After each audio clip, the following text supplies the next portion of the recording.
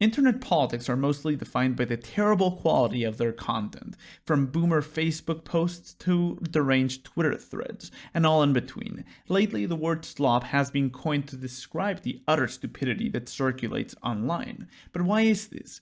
Why are the most popular channels often the stupidest ones, while the best channels often receive little attention? Can we get rid of slop, or is it just an inevitable side effect of politics? Let's begin. To define the word slop, we first need to see how it is commonly used. It is often used by what we could call the cinema commentary channels, which use it to describe the soulless entertainment which is popular despite it saying nothing. The second context is in Twitter fights, where people call the national dishes of other countries uneatable slop. However, the most relevant context where the word slop is used is in online politics, where it is used to describe low-quality political content. The pioneer of calling other channels slop is Academic Agent, and indeed a couple weeks ago of this article being written, he even released a video on what slop is. In the video, he basically spent 20 minutes bashing low-quality Twitter posts by revered right-wing intellectuals such as Jason Hinkle and Ian Miles Chong. However, he never really provided a solid definition of what slop is. His video is just him calling people stupid for 20 minutes, and that's it. My definition is quite simple, and I think it covers the usual suspects. Slop is politics without complexity, without nuance. The problem is that politics are inherently complex, not only in terms of political strategy and political interests, but also because every single political argument is an ethical argument, and ethics are a fundamental part of philosophy. There is no way around it. Politics cannot be separated from philosophy or even psychology, but that is exactly what slop is. It is unnatural and therefore repulsive to anyone who actually takes politics seriously. However, slop has an incredible advantage over actual quality commentary because it is much more entertaining. I try to make my essays as engaging as I can, but the more complex the topics, the less entertaining they become.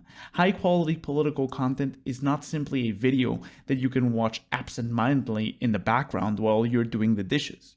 The market for easily digestible and entertaining political content is absolutely huge, and the slop accounts that Academic Agent rightly points out serve exactly this market. The enjoyment of slop comes from three different sources.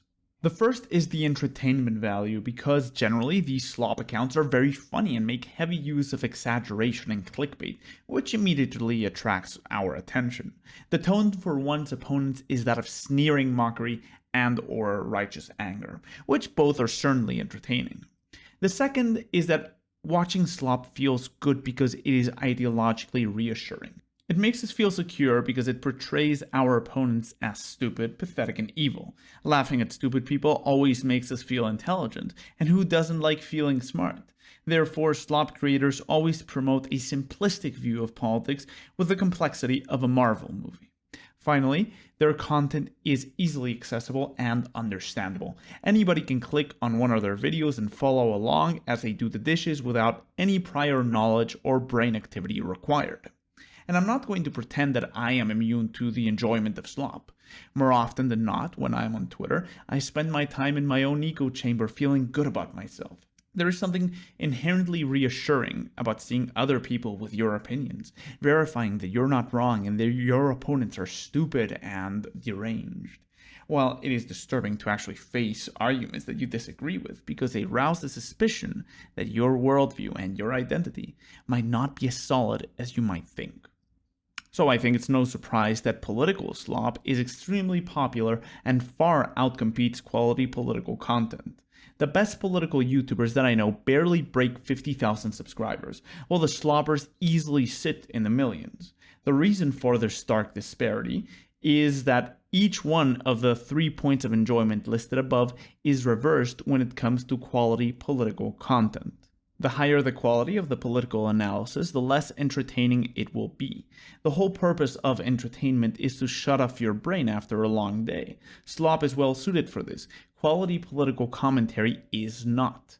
The result is best seen in the fact that the percentage of the population who can enjoy sober and dry political commentary is vanishingly small, especially when the alternatives are debates, echo chambers, and the laugh tracks of late-night talk shows.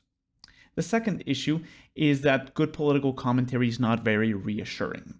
You can't have Marvel-level narratives while at the same time honestly engaging with your political opponents. Even progressives are humans with their own authentic motivations. Actual discourse cannot just dismiss opposing ideas because that is the mark of intellectual laziness. This engagement alone is enough to create a slight tone of uncertainty, which breaks the comforting certainty that tells you that you know everything and that your opinions are correct. And finally, the higher quality political content will not be easily accessible in the same way that calculus is not easily accessible because one requires prior knowledge of algebra. To understand any complex political analysis, one needs to have enough knowledge about the topics at hand. For example, a good geopolitical analysis cannot be understood without sufficient knowledge of economics, of geography, of ideology, and of general history. How are you going to explain the factors that led to the fall of Bashar al-Assad to someone who cannot point out Syria in a map, who does not know what Ba'ath is, and who wants a comic book tier good guy, bad guy narrative? You can't.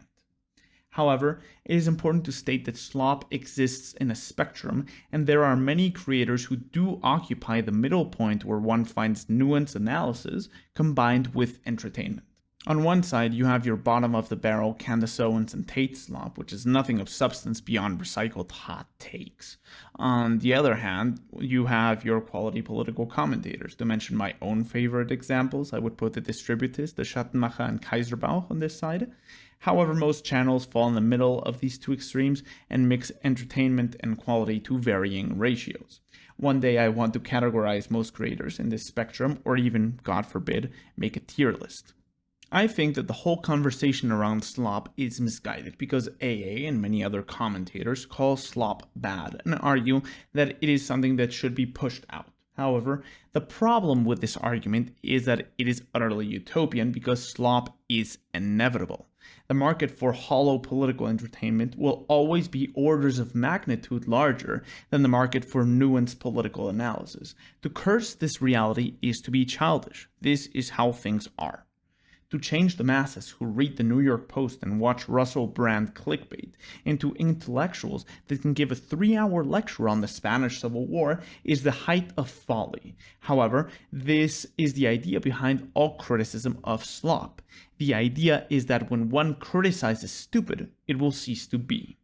The mature thing to do is to accept reality as it is and to take a look at what the implications are. The reality is that all mass movements are the result of slop, of the basest type of propaganda, because no intellectual appeal and no manifesto will ever resonate with the masses. In the context of democracy, to forego slop is to forego victory, to relegate oneself to getting no more than 5% of the votes while your opponents gain the absolute majority. So I would argue that there is no way around slop, around propaganda. A great example of a political movement using slop in an intelligent way is how the communists in the first half of the 20th century managed to have both intellectual and mass appeal. This is because the commies knew their customers. The university professors wanted convoluted books about dialectic materialism, while the workers wanted to hear that they were being exploited by their parasitic bosses, and that the factory rightly belonged to them. The Reds never really confused their two types of customers. The intellectuals got books and the proletariat got slop. The issue with the discourse against slop is that the intellectual side of the right wing, exemplified by Academic Agent, wants to sneer and push out all right-wing slop. I think this is understandable, and in an ideal world, I think that this is desirable, but we have to understand that it is counterproductive. We have already mentioned that a movement without slop will have no mass appeal. However, a movement that is entirely slop will be no movement at all. It will be a bunch of political personalities bickering with each other because drama is entertaining. But such a movement will never produce anything of value. A fitting analogy would be that of a horse and a rider. A rider cannot get far without the horse, and the horse has no direction without the rider. In order to have any positive results, there needs to be a symbiotic relationship between the propagandist who makes slop and the intellectual who gives structure to the movement. The left understands this quite well, the right not so much. In real terms, this would mean that the online right should come to accept that its different parts serve different roles. Slop is part of this equation. It must be directed towards something more productive than simple internet drama and shitposting. However, I have no idea how this could be achieved due to the inherent chaotic nature of the internet, especially given that most creators are anonymous. However, I want to end this essay with a thought experiment. What would need to happen in order to have no slop at all? How would such a society even look like? The core reason for the existence of slop is ignorance. The average slop consumer does not realize that he is watching low-quality content because of the Dunning-Kruger effect. The people who know little about politics think that they already know everything that there is to know. The reason why most people do not come out of this state is not that most people lack intelligence, but because they lack intellectual curiosity. I have gone into this in more detail in this past essay. However, what would it actually mean to have a society without ignorance in politics? The only way to have this is to have a polity exclusively made up of people with intellectual curiosity, a society of intellectuals. The only way for slop not to dominate politics is to have an electorate that does not let itself be fooled. No matter how nice our utopia is, the reality is that not everyone will have this intellectual curiosity. It isn't about intelligence, it's curiosity, which unfortunately cannot be compulsory. If you cannot turn the masses into intellectuals, then the only way to prevent slop is to exclude them from political life. This would inevitably mean taking away universal suffrage and segmenting society into two classes, the political and the apolitical. This idea is not new, and indeed it was the reality for many past societies which had limited suffrage, and it is also present in fiction, primarily in Robert Heinlein's book Starship Troopers. Certainly, this hypothetical society would not be full of harmony and understanding, since it is often the best informed and smartest people who are the biggest fanatics. Not to mention that having a society divided by caste will nurse its own problems and resentments. However, that is the price to pay. Those who want democracy must contend with slop, with the ignorance of the majority. Those who wish for the slop to end must also contend with the reality that they would have to take away the vote from 80-ish% of their population and create a segmented society. All things have their price, and you, my dear viewer, should pick your poison.